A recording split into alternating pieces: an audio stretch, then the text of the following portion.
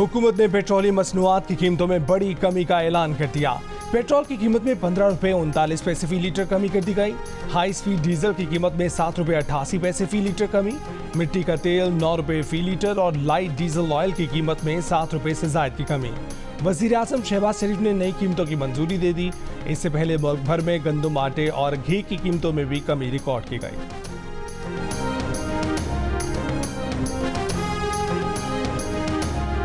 कल से load shedding अगर ठीक ना हुई तो कल प्रेस में टीम जाके ऑफिस जाके फिर मैं आपके ये सारे के सारे ग्रिड, मैं आपके सारे के सारा सिस्टम टेक ओवर करूंगा, अपने सूबे की हुकूमत को दूंगा। मेरे सूबे के लोग बैठेंगे और जो बटन आपके हाथ में आया हुआ है सदा देने के लिए ऑन और ऑफ का, ये मेरे हाथ में आएगा। फिर मैं देखता हूं कि आप मुझे कैसे देते हैं। खैबर पख्तूनख्वा के वजीर आला अली अमीन गंडापुर ने पेशावर इलेक्ट्रिक पर कब्जा करने की धमकी दे दी। कहा कि कल तक लोड शेडिंग कम ना की तो ग्रिड स्टेशन पर कब्जा कर लूंगा। पेशावर इलेक्ट्रिक सप्लाई कंपनी के सरबराह को तड़ी लगाई कि खैबर पख्तूनख्वा में रहना है तो मेरे तरीके से चलना होगा। वीडियो बयान भी जारी कर दिया। कहा कि लोड शेडिंग कम ना हुई तो पेस्को पर कब्जा करके लोड शेडिंग शेड्यूल में मैं खुद बनाऊंगा। ये वार्निंग नहीं, टाइमलाइन दे रहा हूं। कहा कि मेरा सूबा सस्ती बिजली बनाकर महंगी कर देता है।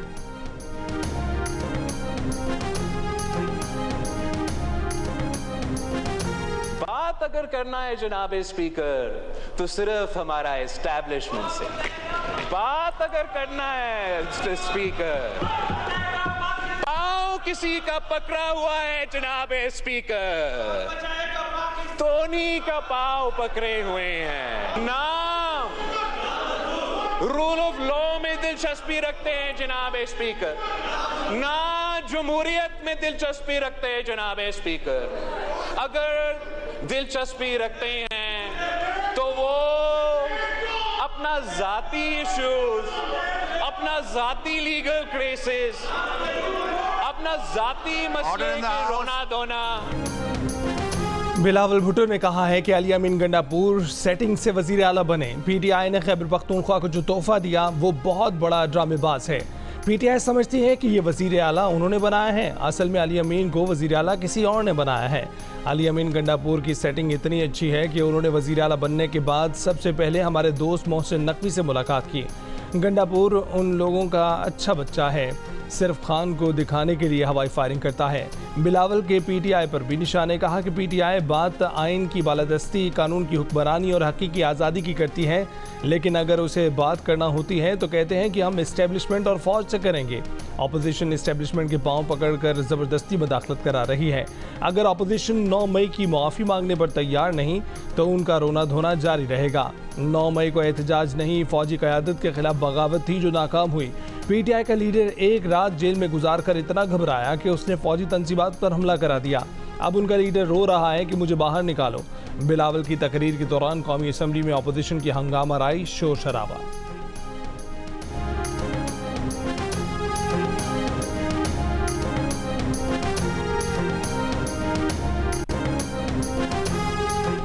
अली अमीन गंडापुर ने तो मुझे फ़ोन करके ताउन की यकीन दहानी कराई थी। उनके गैर जिम्मेदाराना बयान से काम नहीं चलेगा, रियासत को सपोर्ट करना पड़ेगा।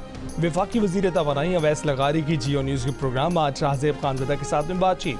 कहा कि अगले पूरे साल के लिए बिजली की कीमतों से IMF का कोई ताल्लुक नहीं है। हमारा IMF से मुआहदा ये है कि गर्दिशी कर्जे को 2310 अरब रुपए से ऊपर न जाने दें। बिजली की तकसीमकार कंपनियों को फरोख्त करेंगे। जो लोग पहले से सोलर पैनल लगा चुके हैं या अब लगा रहे हैं उनसे मुआहदे की पासदारी की जाएगी। सोलर पर टैक्स लगाने के लिए बहस बाद में करेंगे।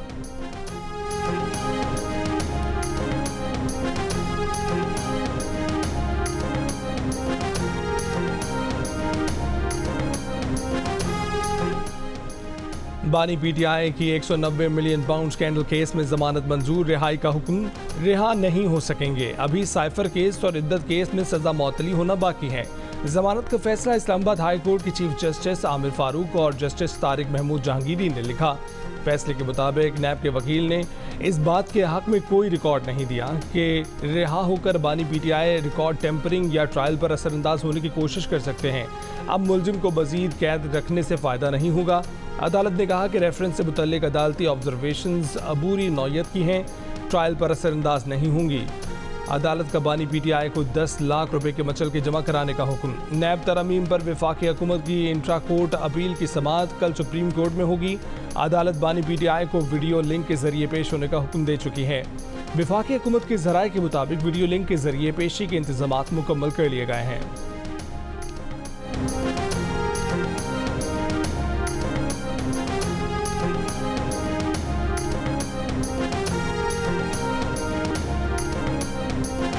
पीटीआई ने इजाजत न मिलने पर फैसलाबाद का जलसा मंसूख कर दिया। सुन्नी इत्तेहाद काउंसिल के सरबराह साहबजादा हामिद रजा ने कहा है कि उनकी प्रेस कॉन्फ्रेंस के मुंतजमीन को गिरफ्तार कर लिया गया। महमूद अचकजई ने कहा कि नवाज शरीफ और सब जमातों के सरबराहान इक़्तिदार छोड़ दें। असद कैसर बोले कि किसानों के लिए कौमी असम्बली के सामने एहतजाज करेंगे। लतीफ़ खोसा ने कहा कि बानी पीटीआई पर 190 मिलियन पाउंड केस में कोई जुर्म साबित नहीं हुआ। अनकरीब साइफर केस भी उड़ने वाला है। सेनेटर राजा नासिर अब्बास ने कहा कि फॉर्म 47 के तहत बैठे लोग नाजायज तनख्वाह ले रहे हैं।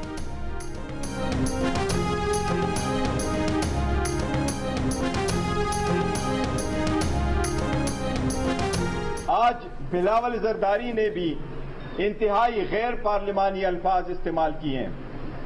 आज दुनिया पे आया है कि इसके पास भराए नाम जो डेमोक्रेसी और जमहूरियत की लेगेसी की बात करता है, ये बराए नाम है। इसकी ब्राटअप वाकई जरदारी साहब ने की है। बिलावल ने कौमी असम्बली में गैर पार्लिमानी अल्फाज अदा किए। तहरीक इंसाफ के चेयरमैन बैरिस्टर गोहर की दुहाई। कहा कि बिलावल ने पार्लियामेंट के लिए गलत अल्फाज इस्तेमाल किए। डिप्टी स्पीकर ने पीपी के लीडर के तौर पर ऐवान को चलाया। हम जमहूरियत आगे लेकर चलाना चाहते हैं, वो हमें इश्तियाल दिलाने की कोशिश कर रहे हैं। आज 8 बजे तक इजलास चलना था, लेकिन बिलावल जरदारी के खिताब के बाद मुलतवी कर दिया गया। अब हम जुमेरात को जवाब देंगे। वज़ीर आज़म शहबाज शरीफ ने तमाम वफाकी वज़ारतों को पब्लिक प्राइवेट पार्टनरशिप मनसूबों के हवाले से तजावीज़ पेश करने की हिदायत कर दी। वज़ारत मनसूबाबंदी और पब्लिक प्राइवेट पार्टनरशिप अथॉरिटी के अमूर पर इजलास से खिताब में वज़ीर आज़म ने कहा कि पब्लिक सेक्टर डेवलपमेंट प्रोग्राम के जरिए ऐसे मनसूबे लाए जाएं जिससे मुल्क में पायदार तरक्की मुमकिन हो। महसूलात की वसूली में इजाफे से तरक्याती मनसूबों के लिए फंड्स मुयस्सर हो सकेंगे।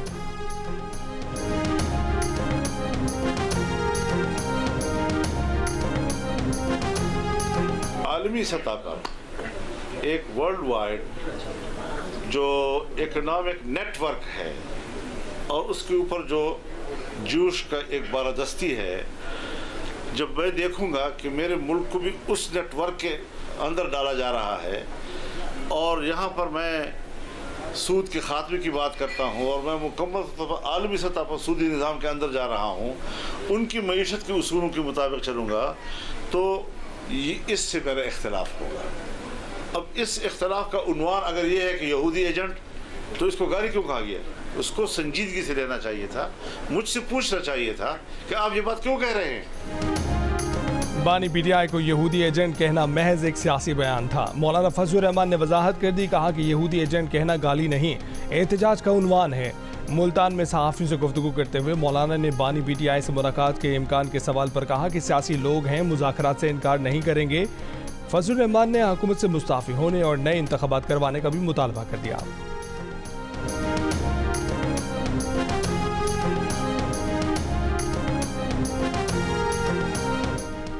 अब इल्ज़ाम लगाने से काम नहीं चलेगा, सबूत देना होगा। बार बार इंटेलिजेंस इदारों का नाम लिया जा रहा है। कोई अब पगड़ी उछालेगा, उसका जवाब डबल पगड़ी उछाल कर देंगे, पगड़ी की फुटबॉल बना देंगे। सेनेटर फैसल वावडा की इस्लामाबाद में प्रेस कॉन्फ्रेंस। कहा कि जजेस को इल्ज़ामात से दूर रहना चाहिए। इस्लामाबाद हाई कोर्ट को ख़त लिखे 15 दिन हो गए, लेकिन जवाब नहीं आया। कोई कागज़ और सबूत नहीं आ रहा, जिसकी वजह से लोगों में शक पैदा हो रहा है। उम्मीद है कि जल्द जवाब आएगा, आना चाहिए और जवाब लेंगे। इदारों की कहीं दखल अंदाजी है तो सबूत दें, साथ खड़े होंगे।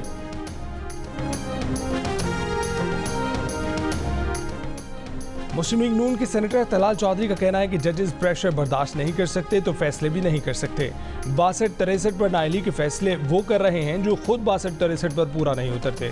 ज़िला अदलिया के जजों का ख़त भी बहुत ज़्यादा अहमियत का हामिल है। जजेस ख़त नहीं लिखते, फैसले सुनाते हैं। बानी पीटीआई की 190 मिलियन पाउंड केस में ज़मानत हैरानगी की बात नहीं है। कानून जिंदा है तो हो ही नहीं सकता कि बानी पीटीआई को 190 मिलियन पाउंड केस में सज़ा ना हो।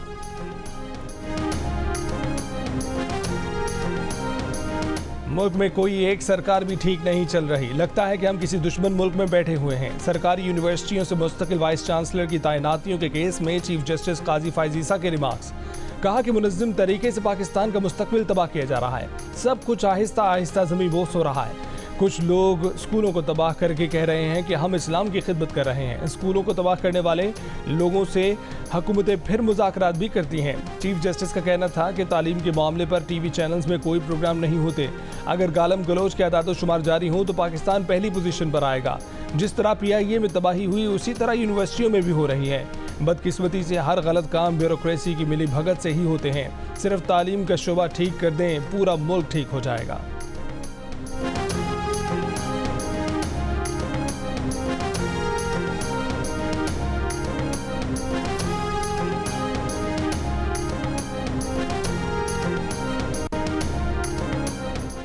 अमन अमान पर दावे करने वाले वजीर दाखिला बैरून मुल्क सरमायाकारी क्यों कर रहे हैं? कौमी असम्बली में अपोजिशन लीडर उमर अयूब ने सवाल उठा दिया। कहा कि सोर्स चेक करें कि रकूम कैसे दुबई गए। क्या ये रकूम स्टेट बैंक की इजाज़त से गई थी? पता लग जाएगा कि दुबई में जायदाद डिक्लेयर्ड हैं या नहीं। चेयरमैन PTI बैरिस्टर गौहर ने कहा कि जो पैसा छुपाया और मनी लॉन्ड्रिंग हुई उसकी तहकीकात होनी चाहिए। इस पर भी गौर करना चाहिए कि क्यों पाकिस्तान से बाहर जाकर सरमायाकारी कर रहे हैं। अमीर जमात इस्लामी पाकिस्तान हाफिज नईमुर रहमान का प्रॉपर्टी लीक्स में शामिल हुकूमती शख्सियात से ओहदे छोड़ने का मुतालबा। कहा कि ऐसे तमाम अफराद को अब आला ओहदों से अलग हो जाना चाहिए। सियासतदान, जर्नैल और ब्यूरोक्रेट्स बताएं कि ये दौलत कहाँ से कमाई और कैसे बाहर भेजी। गुज़िश्ता रोज़ दुबई में गैर मुल्कियों की जायदादों की तफसीलात सामने आई थीं। इस फहरिस्त में 17,000 पाकिस्तानियों के नाम भी शामिल हैं। इन पाकिस्तानियों के नाम पर तकरीबन 11 अरब डॉलर्स मालियत की जायदादें हैं।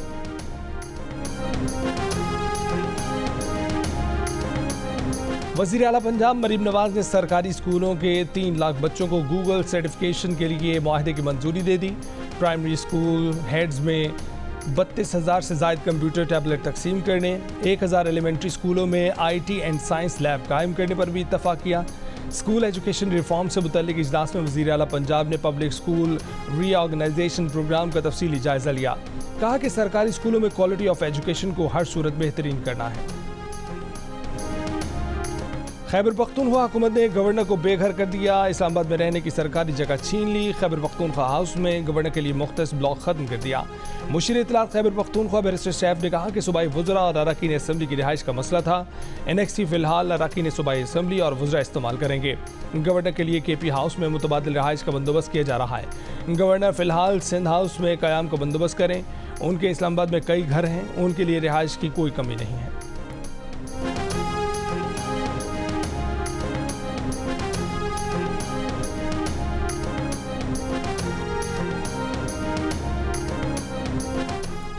खैबर पख्तूनख्वा हाउस इस्लामाबाद में दाखिले पर पाबंदी पर गवर्नर खैबर पख्तूनख्वा फैसल करीम गुंडी का कहना है कि किसी से तरक्की बढ़ाना नहीं चाहते।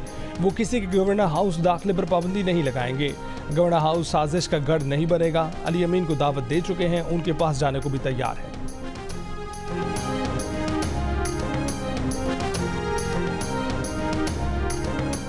ताजिर दोस्त ऐप में रजिस्टर ना होने वाले ताजरों पर 10,000 रुपये तक जुर्माना आयद किया जाएगा। नॉन फाइलर्स के बैंकों से कैश निकलवाने पर मजीद टैक्स लगेगा। आइंदा बजट के लिए FBR की तजावीज़। ज़राए का कहना है कि 1300 CC से जायद की दरामदी गाड़ियों पर टैक्स और 850 CC से जायद की तमाम नई गाड़ियों पर विद होल्डिंग टैक्स बढ़ाए जाने का इम्कान है। गैर ज़रूरी और लग्जरी आइटम्स पर ड्यूटी बढ़ाए जाने की भी तजवीज़ है। मुफ्ती सईद अपनी बात से मुकर गए। उनको मुफ्ती कहते हुए ज़बान डगमगा जाती है। इद्दत में निकाह केस में बानी PTI और बुशरा बीबी की सज़ा के खिलाफ अपीलों पर बानी PTI के वकील सलमान अकरम राजा के दलाइल। कहा कि मुफ्ती सईद ने अदालत को बताया कि ज़बानी निकाह कराया। ओन चौधरी को जानते थे मगर अदालत में कहा कि गवाहों के नाम याद नहीं। मुफ्ती सईद के बयानात उन्हें झूठा साबित करने के लिए काफ़ी हैं। खाबर मानिका के दोबारा रुजू करने के बयान पर कहा कि खाबर मानिका के मुलाजिम लतीफ़ ने बानी PTI से मुतल्लिक उन्हें बता दिया था। खाबर मानिका कैसे इंसान हैं, फिर भी कहते रहे रुजू करना चाहते थे। औरत की अपनी इद्दत से मुतल्लिक गवाही हतमी है। सलमान अकरम राजा ने खाबर मानिका के वकील की आदम दस्तियाबी पर सवाल उठा दिया। जज की रिजवान अब्बासी के मुआवन वकील को उनसे रब्ता करके वीडियो लिंक पर हाजिर होने की हिदायत। मजीद समाअत 23 मई तक मुलतवी।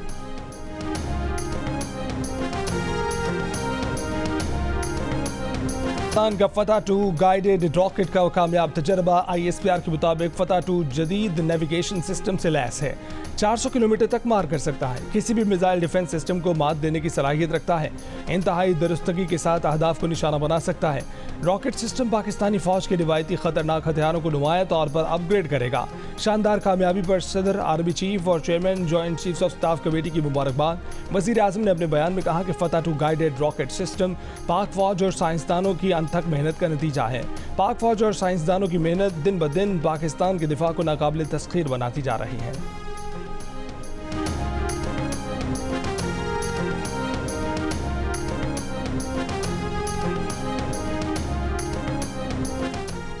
गुज़िश्ता रोज़ जोब बलोचिस्तान में शहीद मेजर बाबर नियाजी को आबाई इलाके मियांवाली में फौजी एजाज़ के साथ सुपुर्द खाक कर दिया गया। नमाज़ जनाज़े में अफ़वाज पाकिस्तान के हाजिर सर्विस और रिटायर्ड अफसरान और जवान शरीक हुए। शहीद के रिश्तेदारों और अहले इलाका की भी नमाज जनाज़े में बड़ी तादाद में शिरकत। वफाकी वज़ीर दाखिला मोहसिन नकवी की मियांवाली में शहीद मेजर बाबर खान के घर आमद। अहले खाना से ताज़ियत। मोहसिन नकवी का कहना है कि जिस कौम के पास शहीद मेजर बाबर खान जैसे बहादुर सपूत हों, उसे दुश्मन शिकस्त नहीं दे सकता। कौम को बजा तौर पर मेजर बाबर खान जैसे बहादुर बेटों पर नाज है। दहशतगर्दों और सहूलतकारों के खिलाफ ऑपरेशन पूरी ताकत से जारी रहेगा।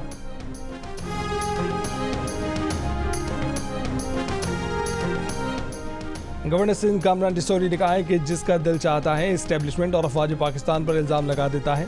आला अदलिया नोटिस ले और सुप्रीम जुडिशल काउंसिल देखे कि हाई कोर्ट के जज खत क्यों लिख रहे हैं। जिस तरह से आजकल फैसले आ रहे हैं उससे कौम परेशान है।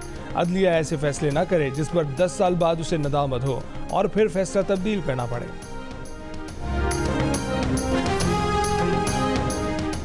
पंजाब हुकूमत ने हद तक इज्जत बिल की असेंबली से मंजूरी इतवार तक मौखर कर दी। सूबाई वज़ीर इत्तलात तज़मा बुखारी का कहना है कि कानून की किसी शिक पर किसी को मसला है तो इतवार तक तहरीर एतराज़ दाखिल कर दे। हुकूमत सोशल मीडिया से डरी हुई नहीं, लेकिन किसी को झूठे इल्ज़ामात लगाकर पकड़ियाँ उछालने की इजाज़त नहीं दे सकते। उनके वालिद और बहनों पर इल्ज़ाम लगाए गए। हद तक इज्जत पर पहला केस वो खुद दायर करेंगे।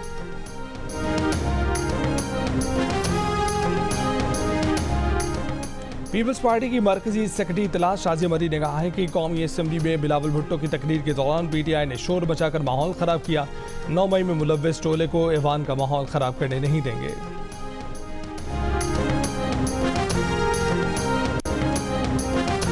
मुल्क के मुख्तलिफ शहरों में अगले 25 दिनों के दौरान 3 हीट वेव आने का खतरा।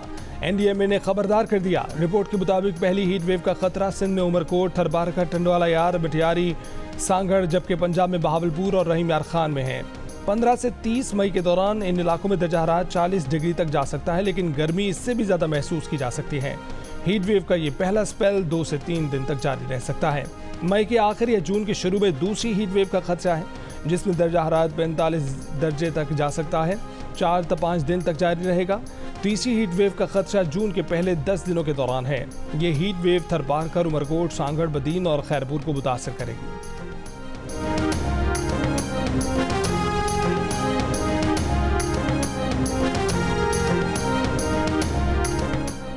कोयटा में जमींदार एक्शन कमेटी का बिजली की लोड शेडिंग के खिलाफ धरना 7 रोज बाद खत्म। चेयरमैन एक्शन कमेटी के मुताबिक मुतालबा तस्लीम करने पर धरना खत्म कर रहे हैं। जमींदारों ने बिजली की 21 घंटे लोड शेडिंग के खिलाफ धरना दिया हुआ था।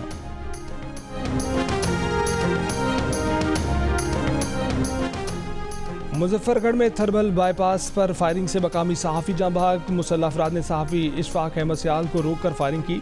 वज़ीर आला पंजाब मरीम नवाज ने वाक़े का नोटिस ले लिया। IG पंजाब से रिपोर्ट तलब, कातिलों को गिरफ्तार करने का। कौम के मोहतरम रहनुमाओं, ये आखिरी मौका है। हमारे मुल्क का सबसे बड़ा मसला मईशत है। सियासी मफाद को नहीं, मुल्क बचाना है तो इस बार पाकिस्तान के लिए कर डालो।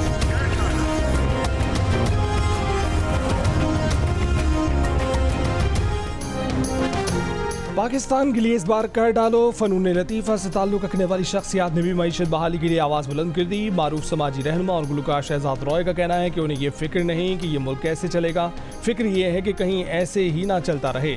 उनका कहना था कि मईशत पर जियो टीवी पर नशर होने वाली ग्रेट डिबेट एक अच्छा कदम है। मुकालमा होना बहुत फ़ायदेमंद है, इससे हुकूमतों पर दबाव पड़ता है। मईशत को बेहतर करने के लिए इन लोगों से टैक्स लेने की ज़रूरत है जो टैक्स नहीं दे रहे।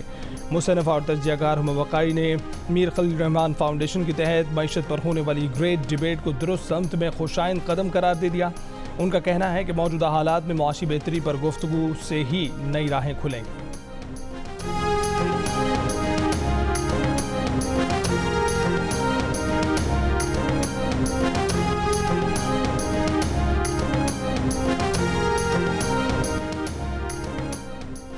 इसराइली फौज के शिमाली गजा और रफा में हमले, गजा शहर में शहरियों के मजमे पर मिसाइल बरसा दिए। गुज़िश्ता 24 घंटों में मजीद 60 से ज़ायद फ़लस्तीनी शहीद। रफा और शिमाली गजा पर चढ़ाई करने वाली इसराइली फौज के फ़लस्तीनी मज़ाहमतकारों से शदीद झड़पें। रफा में इसराइली टैंकों पर ड्रामाई हमले की वीडियो जारी कर दी गई। टैंक के नीचे बारूदी सुरंग नस्ब करके और रॉकेटों से निशाना बनाया गया। जनूबी लेबनान में इसराइली हमले में सीनियर हिजबुल्लाह कमांडर शहीद।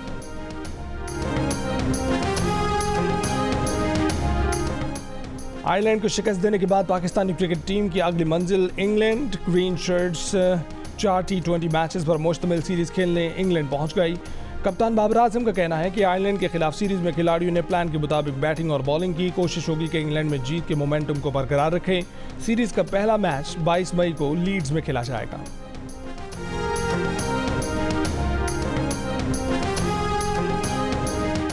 और कोयटा में 2 रोज़ा पाकिस्तान लिटरेरी फेस्टिवल जारी।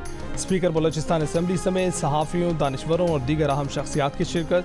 स्पीकर बलोचिस्तान असम्बली का इफ्तिताही तकरीब से खिताब। कहा कि बलोचिस्तान मुख्तलिफ ज़बानों का गुलदस्ता और मुनफरिद सकाफ़त का खित्ता है। अदबी मेला रोशन ख्याली का बाइस बनेगा।